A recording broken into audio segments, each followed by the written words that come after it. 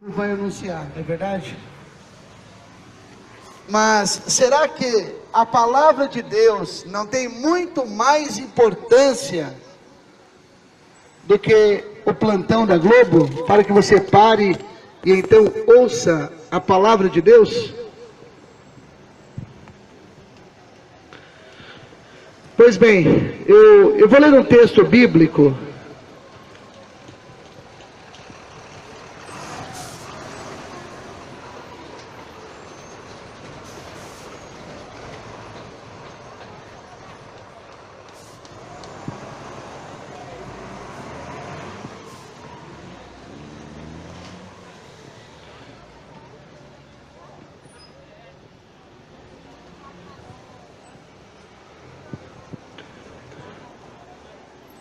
Olha, o texto que eu vou ler está no Evangelho de Jesus Cristo, escrito por um dos seus apóstolos, o apóstolo João. No capítulo 3 e no versículo 16 a seguir, as Escrituras Sagradas, a Bíblia diz assim, ó: porque Deus amou o mundo de tal maneira. Escutem, ó. Porque Deus amou o mundo de tal maneira que deu o seu Filho unigênito, para que todo aquele que nele crê não pereça, mas tenha a vida eterna. Porque Deus enviou o seu Filho ao mundo, não para que condenasse o mundo, mas para que o mundo fosse salvo por ele. Quem crê nele não é condenado, mas quem não crê já está condenado, porquanto não crê no nome do unigênito Filho de Deus.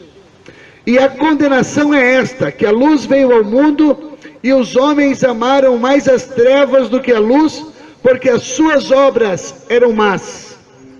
Porque todo aquele que faz mal aborrece a luz e não veio para a luz, para que as suas obras não sejam reprovadas.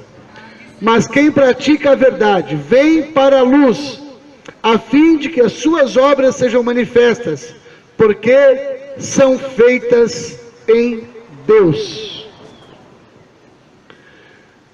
Eu gostaria de falar um pouquinho com você a respeito dessa palavra escrita pelo apóstolo João, inspirado por Deus.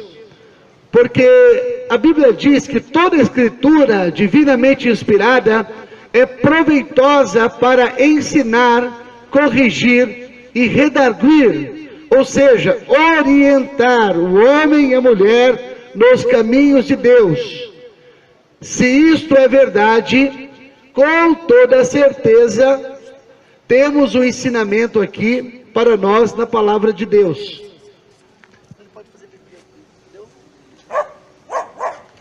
Nós começamos esse texto dizendo: porque Deus amou o mundo de tal maneira. Eu gostaria de frisar um pouquinho esta expressão.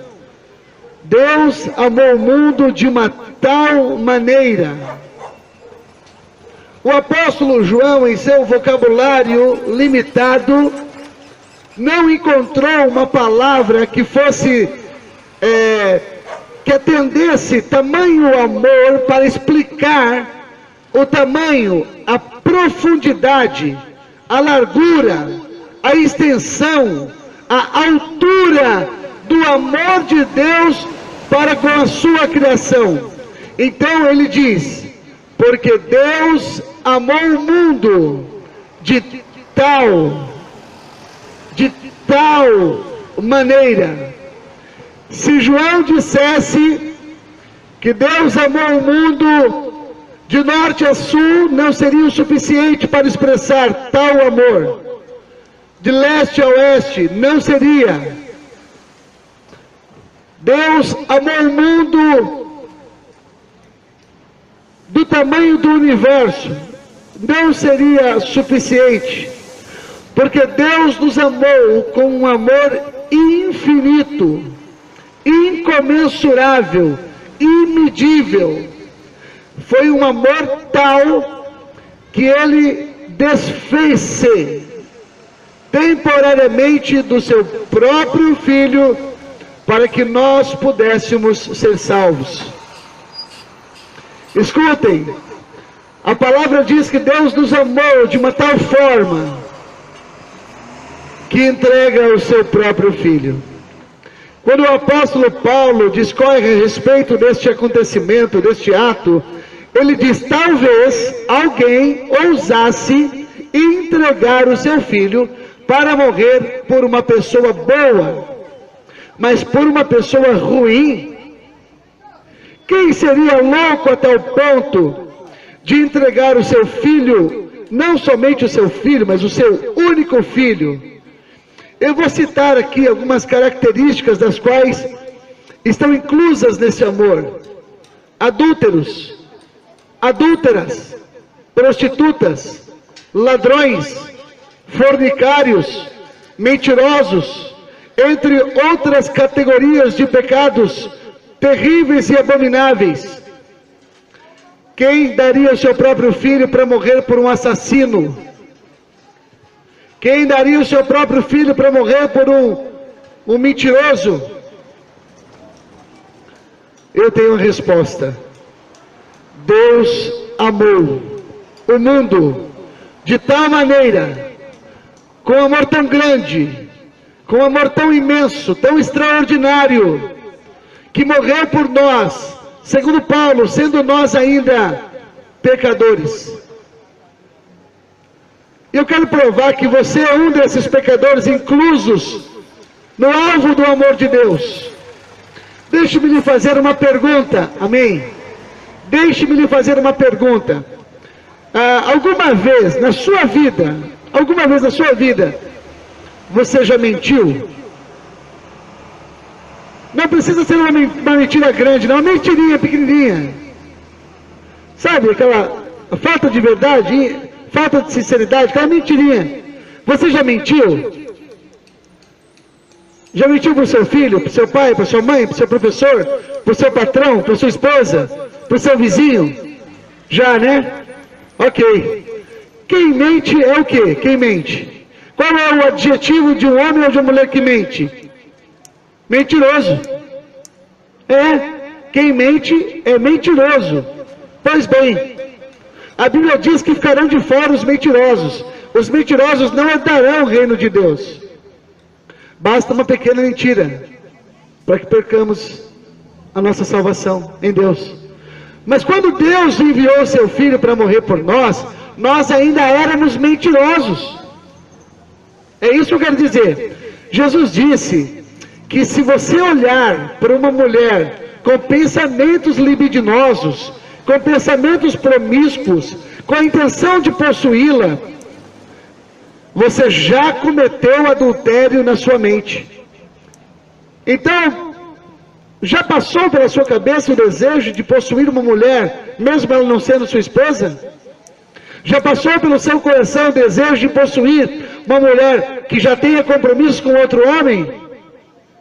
Olha, se isso já aconteceu, segundo Jesus, você é adúltero. Não praticante, mas na mente, no entendimento, no consciente, no coração. E os adúlteros não herdarão o reino de Deus. Vamos ver um outro mandamento que possa ter sido quebrado por nós. Você já desejou mal a alguém? Por qualquer motivo? Por ele te dever, por ele te bater, por ele te roubar, por ele te defraudar, por qualquer motivo. Você já desejou mal a alguém? Jesus diz que se você simplesmente desejar no seu coração, você já o executou.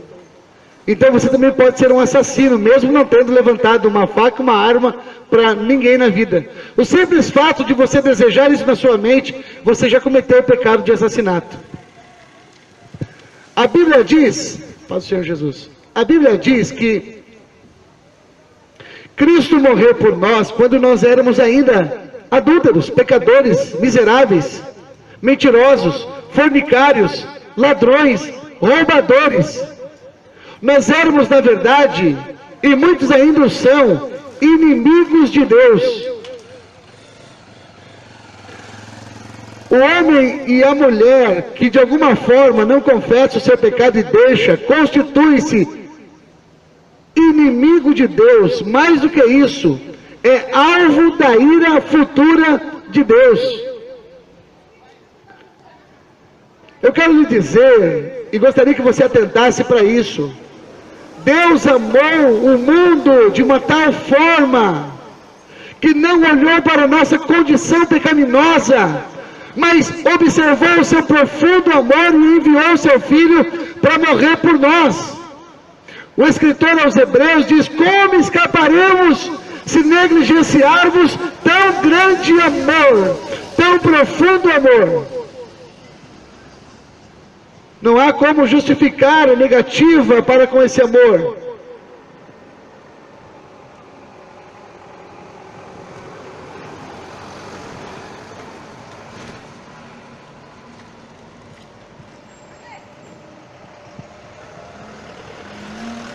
Deus amou o mundo de uma tal maneira. Escutem, Paulo diz assim, olha, Deus provou, hein? Deus provou o seu amor para conosco, sendo que Cristo morreu por nós, sendo nós ainda pecadores. O objetivo de Deus, enviando Jesus para morrer por você e por mim, era com o intuito que não perecêssemos. Olha, Deus amou o mundo de tal maneira, para que todo aquele que nele crê, não pereça, mas tenha a vida eterna. Deus amou o mundo. Que mundo é este? De que mundo João fala? Eu gostaria de esclarecer para você esse termo. E se você me der um minutinho da sua atenção, você nunca mais vai esquecer. O ato de Jesus na cruz do Calvário, provando assim o amor de Deus para conosco.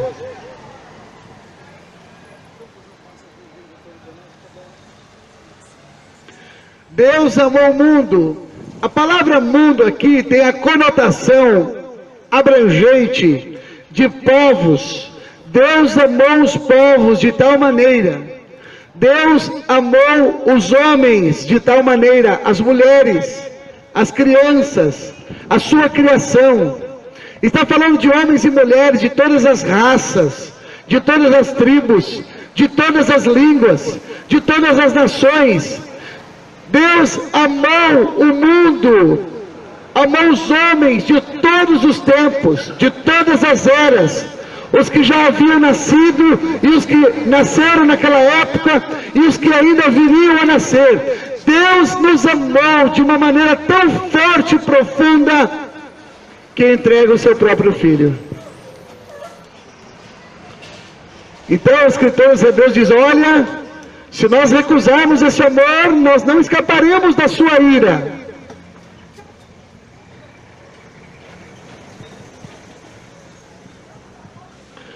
O objetivo de Deus ao enviar Jesus está aqui, ó. Deus não mandou seu Filho ao mundo para condená-lo, mas para que o mundo fosse salvo por ele. Não há outro meio pelo qual importa que o homem seja salvo. Só há um caminho, só há um mecanismo, só um nome foi dado debaixo do céu pelo qual importa que sejamos salvos. O seu nome é Jesus. Então João diz, ó, Deus enviou o seu Filho não para condenar, enviou para salvar o mundo. Quem crê em Jesus não será condenado. Quem crer em Jesus não será condenado.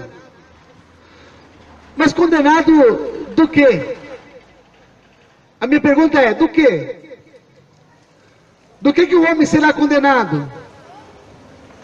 A Bíblia diz que todos pecaram e foram afastados da glória de Deus. Romanos 3, 23. Todos. Eu acabei de provar. Se você mentiu uma vez, se você roubou, se você adulterou, se você se prostituiu, se você fornicou, isso já o faz condenado diante de Deus. Mas quem crê em Jesus não é condenado. Paulo disse: agora nenhuma condenação há para os que estão em Cristo Jesus, que não andam mais segundo o curso deste mundo, mas andam guiados pelo Espírito de Deus e pela sua palavra. Quem não crer, ou melhor, quem crer nele não é condenado. A Bíblia diz que o salário do pecado é a morte. A humanidade merecia a morte por ter pecado, por ter se rebelado, por ter se afastado de Deus, por ter escolhido o seu próprio caminho. O salário do pecado é a morte, mas o dom gratuito de Deus, amém, é a vida eterna.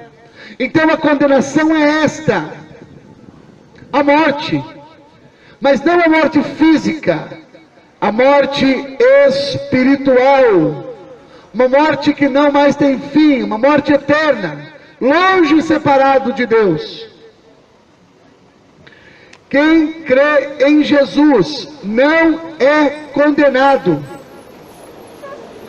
mas quem não crê já está condenado. A Bíblia é enfática, clara e objetiva. Quem crer em Jesus não será condenado. A quê? A morte espiritual. Mas quem não crê já está condenado. Por quê? Porque não creu no unigênito Filho de Deus. O mundo de sua época, aproximadamente 2000 anos atrás, cometeu um grande erro. Mas um erro calculado por Deus. Porque Jesus veio para os que eram seus, e os seus não o receberam. Mas todos quantos o receberam, receberam de Deus poder para se tornarem filhos de Deus, a saber, os que creem no seu nome. Costumamos dizer, sem conhecimento de causa, somos todos filhos de Deus. Isso é uma mentira. Não somos todos filhos de Deus. Somos todos criaturas de Deus.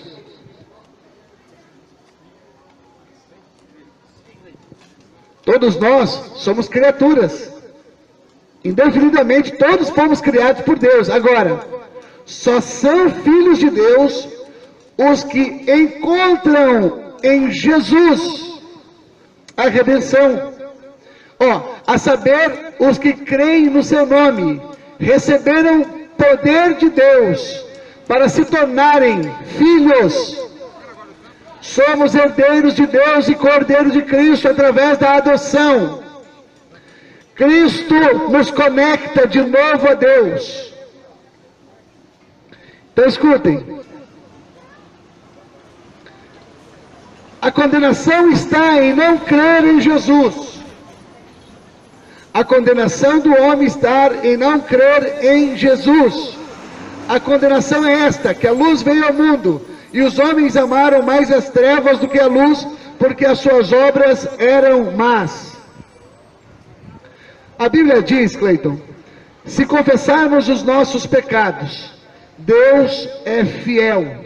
Mais do que isto, Ele é justo para perdoar os nossos pecados e nos purificar de toda injustiça. Nem toda a minha vida fui pregador do Evangelho. Eu já andei por lugares tenebrosos, terríveis, lugares dos quais eu me envergonho em dizer que um dia estive.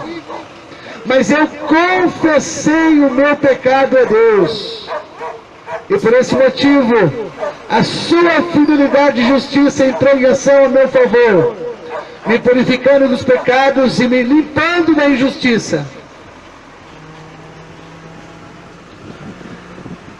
Mas a condenação é esta: amar mais as trevas amar mais ao mundo, amar mais o próprio pecado, amar mais o próprio ego do que a Deus. E tem mais ofertas na Quarta Maluca. Confira. Filé de pernil quilo, 7,99. Barriga para torresmo, 199 quilos. A minha pergunta é: até quando andaremos errantes? Até quando cochearemos entre dois pensamentos? Até quando ficaremos em cima do muro? A cada dia que passa, mais próximo estamos do grande advento, do regresso de Cristo para buscar o seu povo, a sua igreja. Mas andamos despercebidos, andamos como que descrentes, não acreditando que isso possa vir a acontecer. A Bíblia diz que todos os que não foram encontrados escritos no livro da vida foram lançados no lago de fogo. A condenação eterna, a segunda morte, é ser lançado no lago de fogo. O nome mais conhecido é inferno. O lugar que vão todas as pessoas que não se arrependeram dos seus pecados e que não confessaram a Cristo como seu Salvador. Para que possamos concluir essa breve chamada de atenção aos habitantes da Vila Aurora, a condenação é esta: que a luz veio ao mundo e os homens amaram as trevas mais do que a luz, porque as suas obras eram más. Porque todo aquele que faz mal aborrece a luz e não vem para a luz, para que as suas obras não sejam reprovadas. Escutem, Jesus disse: eu sou a luz do mundo. Quem crê em mim jamais andará em trevas. O povo que jazia em trevas viu grande luz, e aqueles que habitavam a sombra da morte, a luz raiou. Eu sei que muitos chamados cristãos têm escandalizado o reino de Deus e por isso feito muitas pessoas desanimarem da fé. Mas você não deve levar isso em consideração. Você deve olhar para Jesus, o autor e consumador da nossa fé, o qual, pelo gozo que lhe estava proposto, suportou a cruz e desprezou as afrontas, para que você tivesse um caminho novo, vivo, até a presença de Deus. Porque todo aquele que faz mal aborrece a luz. Escute, as suas obras, escusas e alheias, a palavra e a vontade de Deus, aborrecem ao Criador. Deus abomina o pecado e o praticante dele.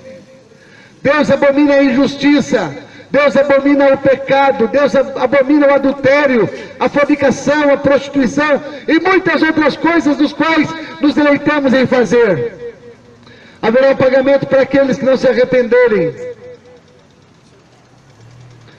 Mas quem pratica a verdade vem para a luz, a fim de que as suas obras sejam manifestas, porque são feitas em Deus.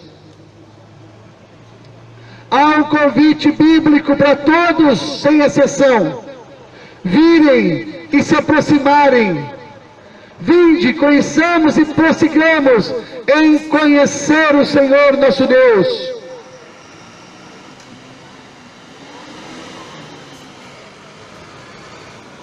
Eu fico muito admirado quando uma criança não se preocupa em saber a origem do seu pai, da sua família, da sua mãe. Eu acho isso muito fora do comum, quando uma criança não se interessa pelas suas raízes. Quando uma criança não se interessa por saber dos seus descendentes, da sua família, da sua árvore genealógica. Mas o engraçado é que isso se repete com todos os seres humanos que não procuram saber da sua origem, de Deus, do seu Pai, do seu Criador. Seguimos os interesses do nosso coração e os desejos da nossa mente, que são maus, são corruptos, são pecaminosos. Preferimos o mundo a Deus, preferimos o pecado à santidade. Mas enfim, a porta da salvação está aberta, porque Cristo a escancarou na cruz. A porta do reino de Deus está aberta, sabe por quê? porque alguém teve que morrer no seu lugar, alguém teve que sofrer no seu lugar, alguém teve que padecer no seu lugar. Lembre-se, o seu nome é Jesus.